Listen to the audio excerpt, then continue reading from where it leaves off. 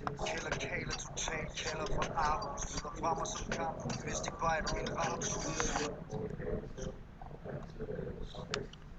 Dette følgende værkanalyse vil være en analyse af Ponyblod. Ponyblod er en hiphopgruppe, består af medlemmerne Two Track og Karl Allan. Og værkanalysen går så på deres album, som har samme navn som gruppen, altså Ponyblod. Albummets navn er selvfølgelig i sig selv meget grænseoverskridende.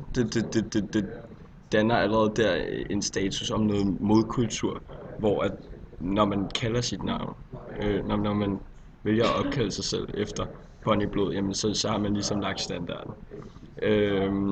Og hvis man skal beskrive Ponyblod med 3 ord, så er det super undergrund, hvilket jeg vil komme ind på nærmere, hvad undergrund egentlig betyder, hvordan det kan være med til at definere et rapalbum.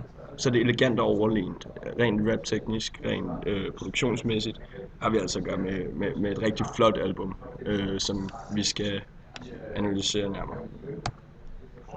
Hip-hop med måde. Det hedder det slide, fordi at det indeholder en analyse af sangen med måde. Det er den første sang på albumet, og dermed bliver sangen tonedannende for resten af albumet. Og de første linjer på albumet lyder altså dyb undergrund, som Muldvarper og Markmus, Kryblaver, Guldgraver og Natasha Campus. Allerede her får vi sat fokus på det at være undergrund. Det er gennemgående for Karl Allans tekster. Vi ser så også utrolig høj teknisk niveau, rimteknisk niveau, hvor at vi får rimet Markmus på Natasha Campus. Men udover det så Kryblaver og Guldgraver i anden linje formår også at danne et rim, hvilket gør at det bare er en flot åbning. Der er selvfølgelig noget associationsrim her, som er imponerende. Det er både Muldvarper, Markmus, Kryblaver, Guldgraver og Natasha Campus, der er undergrund på samme måde, men det er denne sammenligning, der ikke fungerer sådan rent logisk, der er meget kendetegnende for hiphop og også meget gennemgående på Ponyblod EP'en. Netop at selvom han ikke er fysisk undergrund, så har han status som undergrundsrapper i den forstand, at han altså ikke er så meget i mediernes søgelys. Noget han vælger at tage til sig i sine tekster og give udtryk for. Det er jeg ikke, og det er det, der er det fede. Så får vi her en reference på skærmen. Killer Kale til Ghostface Killah, et medlem af Wu-Tang Clan, nok den mest famøse rapgruppe nogensinde. Så vi har noget intertekstualitet og noget respect to the roots i navnet Killer Kale. Killer Kale er så total kælder fra Aarhus. Igen kælder, det er undergrund, og Aarhus, det er klassisk hiphop-tegn, at vi får et shout-out til hjemmebyen. Så står der, lyder fra mig som en kamphund, hvis de bejder mine rap-tunes. Igen ser vi endnu en af hiphoppens jargoner, om at ens egen rap-tunes, ens egen lyd, ens egen rim, det er ens egne selvfølgelig. De må ikke bites, altså spises, altså tages af andre. Vi ser en lighed mellem bider og biter, så igen ser vi et klogt ordspil på en allerede eksisterende jargon i hiphoppen, der vidner om noget autenticitet. Vi har at gøre med en rigtig hiphopper her. Så går teksten videre, og den lyder møgbeskidt i munden, som Carius og Bacchus, selvfølgelig en intertekstuel reference til Carius og Bacchus, bakterierne i munden. Men han er møgbeskidt i munden på en anden måde. Han kan noget med sprog, og han er ikke bange for at tage bandeord i munden. Og det får han udtrykt ved den her reference tilbage til børnehistorie om bakterier i tænderne. Ser vi endnu en intertekstuel reference her. Ulven puster taget af huset, til jeg har tabt pusten. Den her linje er interessant. Det er den for det første, fordi at den refererer tilbage til historien om de 3 små grise og ulven, der puster. Her tager Karl Allan så skurkerollen som ulven. Det er ham, der puster. Det gør han ved at sige, til jeg har tabt pusten. Og altså identificerer han sig selv med skurken i hendes historie. Så kommer vi hen til Bit af en gal Halvdan Rasmussen på shrooms. Vi ser Rasmussen shrooms, det lyder ens. Og så kommer Cusco Cactus plus en amfros, hvor at vi ser rusmidler selvfølgelig bliver nævnt. Amf står for amfetamin, og det er et flot rim på shrooms, shrooms. Shrooms er et svært ord at rime på, og derfor får man også noget credit for det. Så har vi endnu en sammenligning. Stik hovedet i jorden som en bange strus. Og tjek jeg ham der dyden. Og tjek jeg ham dyden. Ellers tilbage i dit sneglehus. Altså jeg her beskriver Kjeld, hvordan han er dyden. Altså the dude. Og det skal man tjekke ud, og hvis ikke, så skal man tilbage i sneglehuset. Her opstår der en kontrast mellem Jarl og Du. Jarl er så fortælleren, altså Caroline, og han refererer så tilbage til Duet som en, der bor i et sneglehus. Altså vi for langsomt var ikke med på den. Rapper Caroline videre.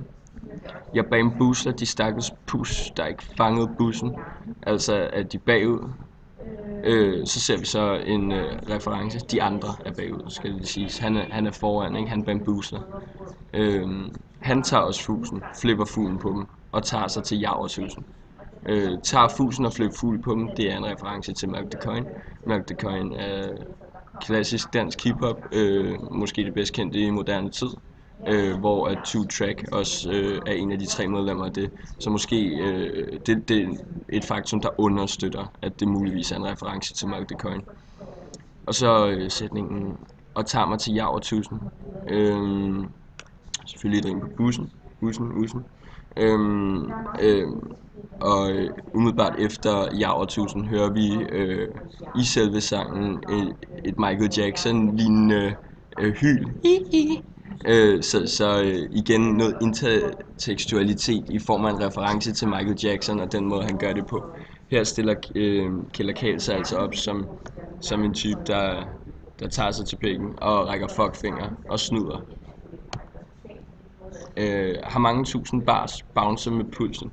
Bars er rap slang for linjer, for rim. Og dem vidner han som, at han har tusindvis af. Og når han bouncer med pulsen, så ser vi en musikalsk reference, hvor at bassen og pulsen følger over en. Så han er altså med på beatet her. Han launcher ved poolen af spyt i cypheren og samfundets trussel. Det er en opdelt sætning. Der kan opstå noget forvirring her. Når man launcher ved en pool, så ligger man og chiller ved en pool.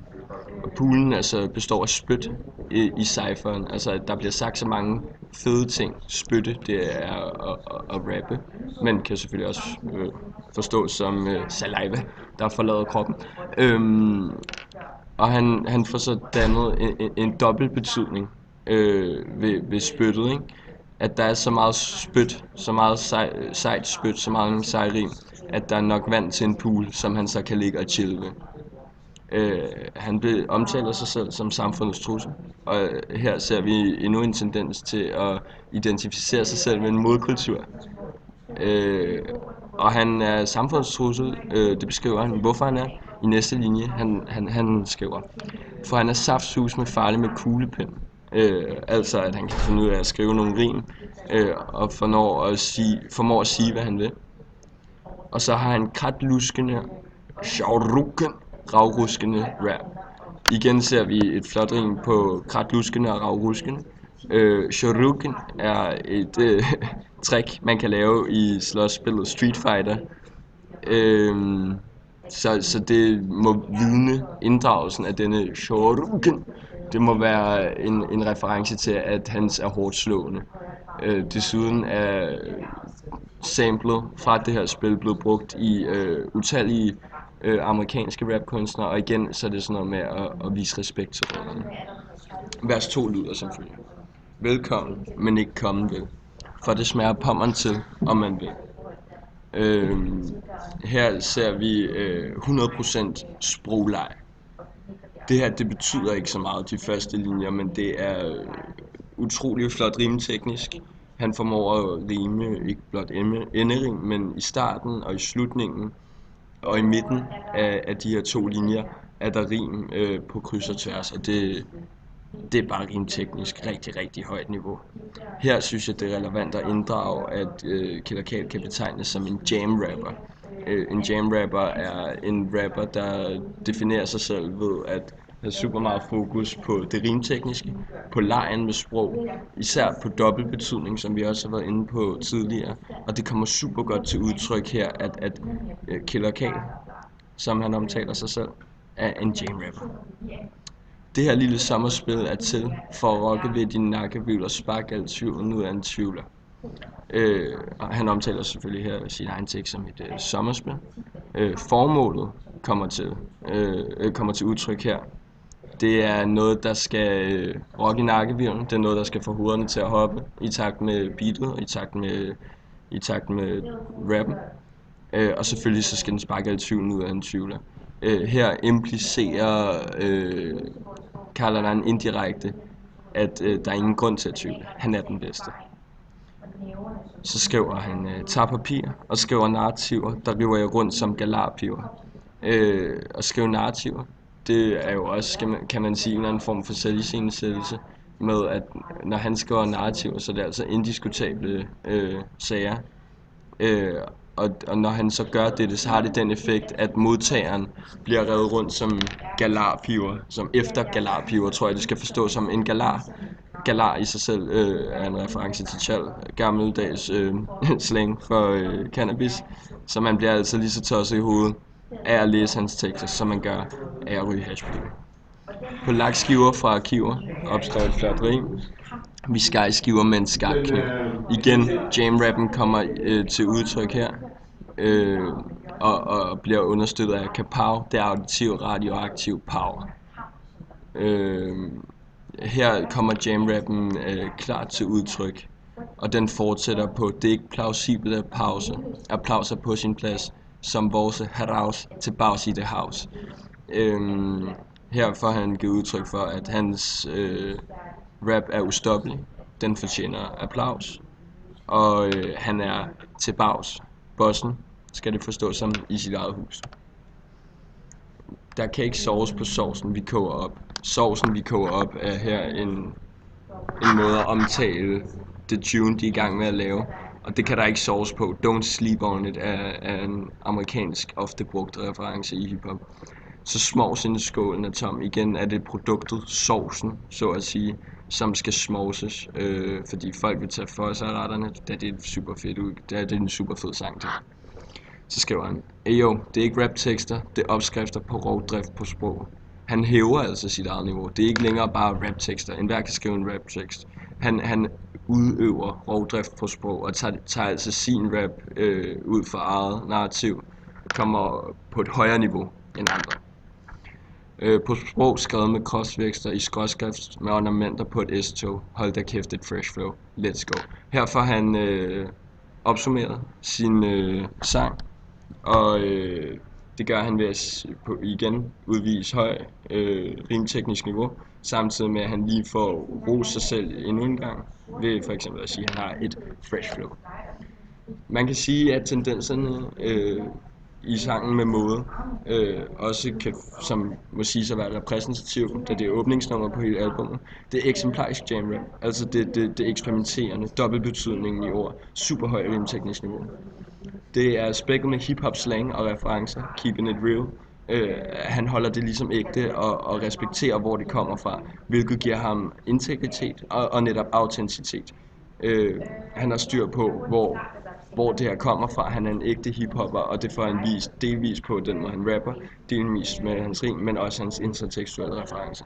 Intertekstualiteten har en super bred referenceramme, alt sammen relevant for hiphop-kulturen, og ponyblod bliver som helhedsudtryk en modkultur langt hen ad vejen, da den både tager afstand for dårlig rap, de mener selv de er bedre, hvilket næsten er indiskutabelt, men de tager også afstand for samfundsnormer. Alt det her er som sagt repræsentativt for resten af albummet, og derfor så oplever vi med måde som et flot album. Vi kan referere, eller vi kan perspektivere til integrationslyrikken med de mange rum, det bevæger sig igennem. Det giver ikke mening i en usand jeg-fortæller, og så er der også grad af performativ biografisme i denne.